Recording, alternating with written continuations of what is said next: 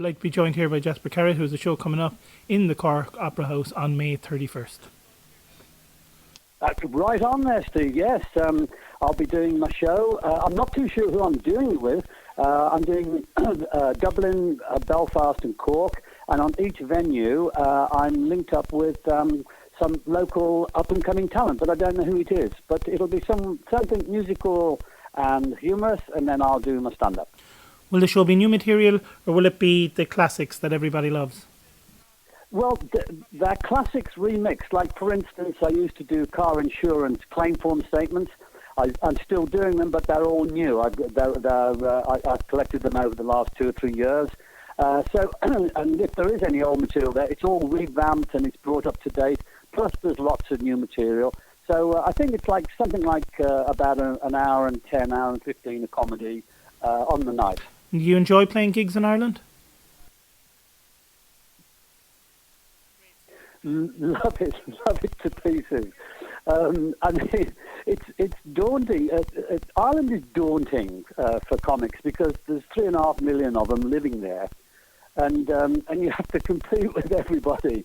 But I love the Irish way of life, and of course, many years ago, and I've not been able to confirm this, but a second cousin of mine was looking at the family history on my father's side, and she said that my great grandmother came from Cork, unbelievably.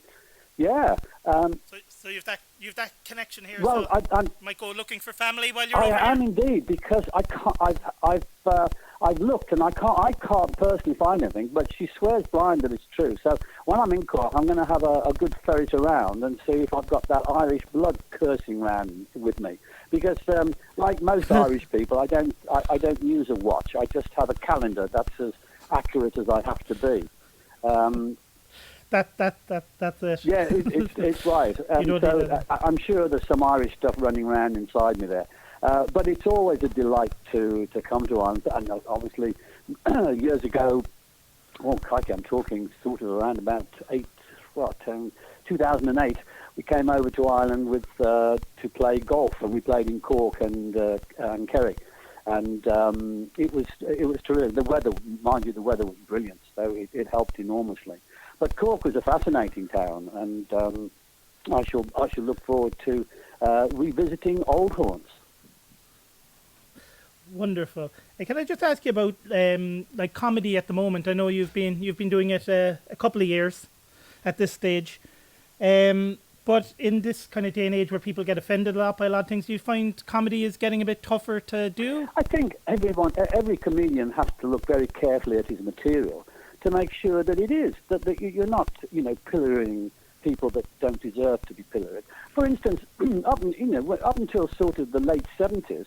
I mean, a lot of comics in England and Ireland were doing Irish jokes. Well, nobody does Irish jokes anymore because, well, it's just not. Well, you don't feel comfortable, and you can't smear a whole nation with a brand of humour. And nobody does jokes about Scottish people being tight or whatever, or Brunnins being stupid. You just have to be very much more aware of what you're talking about and who you're talking to. And I think it's all for the best. It might have gone a bit too far. Political correctness can restrict comedy, I'll agree to that. But there's ways around it, and providing you have the intellect, the intelligence, and the awareness, you can push the boundaries still. Yeah, and I suppose, like with a lot of comedy, I suppose as well, is it is a joke and it is a story, and it's not always your honest feeling. No, well, do you want to put it that way? There's a saying that a comedy is lies for laughs. Yeah. And that about sums it up, really. And comedy's been going since the beginning of time, and people always find different things to laugh about. The great thing about comedy today is that compared to when I came through sort of and I'm talking about the very late 70s, early 80s, right. Comedy was very restricted.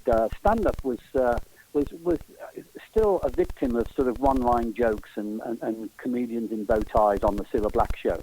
And comedy has come on such a bundle now that it's like music.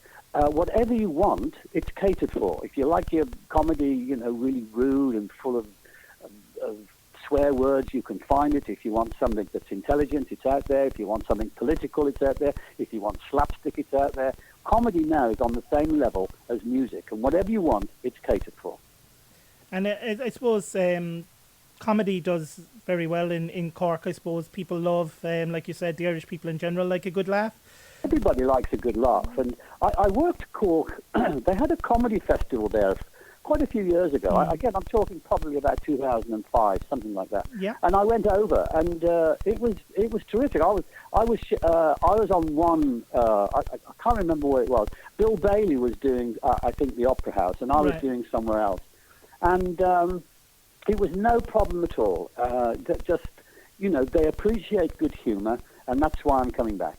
And just for myself, I got to ask you about the Detectives, the TV show you did with your friend Robert Powell, because I grew up watching that. Wonderful show. How much fun was that to make? I've said many times, Steve, that it was one of the most enjoyable periods of my whole career. Robert and I were good friends, and we became blood brothers after 7 years of working together. He's an incredibly talented actor. Well, he was, Jesus Christ, come on. And I've worked with the Lord, okay, and he has a great sense of humour. He's quite a shy bloke, strangely enough, but he just loved doing comedy. And what he loved was that we didn't just make him the straight man. He had comedy lines to deliver, and he was really thrilled with that. And we just struck that little seam of comedy between us. And we did it for 7 years, and as I say, it was just really, really satisfying and enjoyable. I can still remember watching, there was an episode where you were using Sabutio figures or something, planning out a soccer game, or there was something like that going on in one of the episodes, and always wonderful stuff. We had a make believe. It was a cup final between Manchester United and Birmingham City, which is highly unlikely now. And then we were hostages to this guy, and we all got involved with watching the match, and it was probably one of the best episodes we ever made, if I'm honest. It was great fun. And but it was about the second show that went out, and it sort of established It established the relationship and established the level of humour. And as I say, for 7 years we had a ball. We really did. It was wonderful, and I remember I grew up watching a lot of your stand up as well. And another one of my favourites was, because I know you're a big Birmingham City fan as well. Or when you were talking about going to Old Trafford for the away game, that's one of my all time favourite jokes of yours. It's a great routine. Well, it was a true story. Yeah. There was 6 or 7 of us went. And as I say, the one guy was a real rookie. He didn't realise danger you were in those days. In those days, being in the stadium and being a Birmingham City fan. I mean, essentially everybody knew that you didn't say anything. You didn't let your accent go. You didn't wear blue and white. But he didn't know any of that, and we had to sort of protect him. And of course, out of adversity comes the humour. And I'm glad you said that, because people still remind me of that sketch. And there was a line in it that was like, "Carrott, they've got no Karen Bovril." And people still shout that to me today. And I'm talking 1976.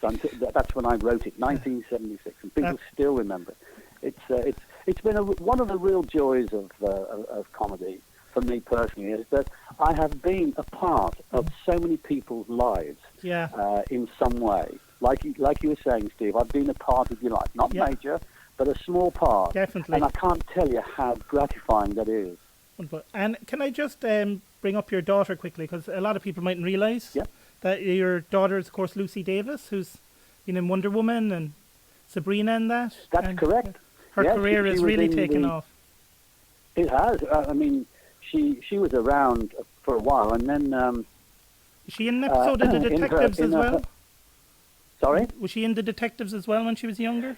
She spoke one line in The Detectives, and that was by sheer chance. She happened to be on the set at the time, just looking as to how sitcoms and filming is done. Yeah.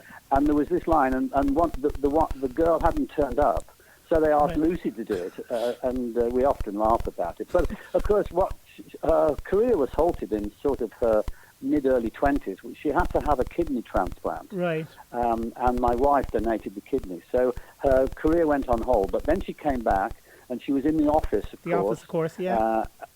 as Dawn, and they won this Golden Globe in America.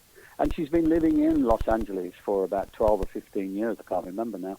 But she was in Wonder Woman, Yeah. and then she is now in the #1 show in America. It's called the Something Adventures of Sabrina, The and it's a Chilling rework of Adventures, Sabrina, the Teenage Witch, which was on television a few years ago. Yeah, it's And they've brought it up to date. They've darkened it, and it's basically for Sabrina fans who are now sort of in their mid-20s. yeah. But it's #1 in America, and she's had a tremendous amount of success with it. So I'm very proud of her.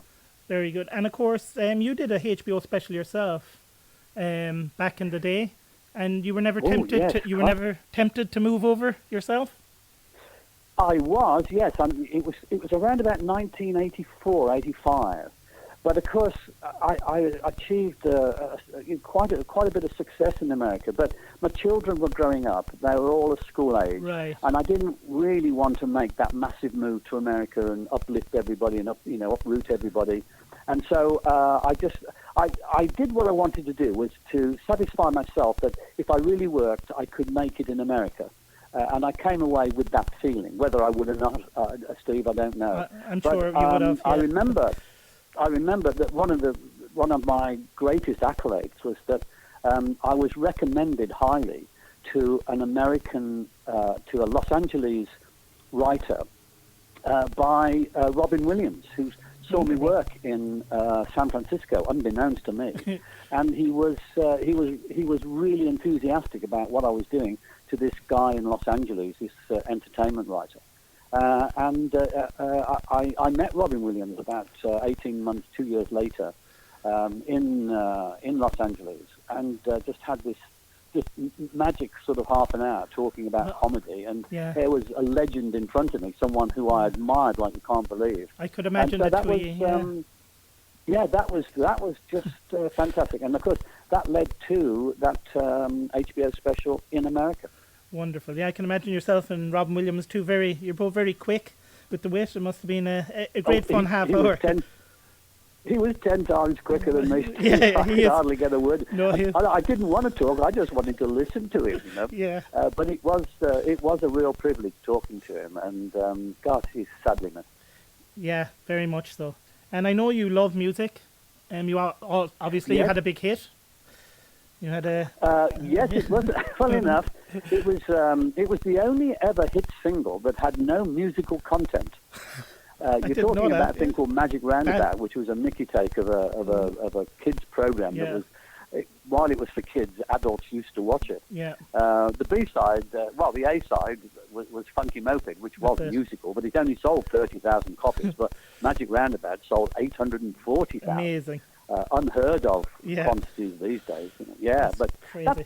that kicked a few doors open, and I managed to get through a few of them. And you like playing your folk music and that early on, and still playing with the guitar and that?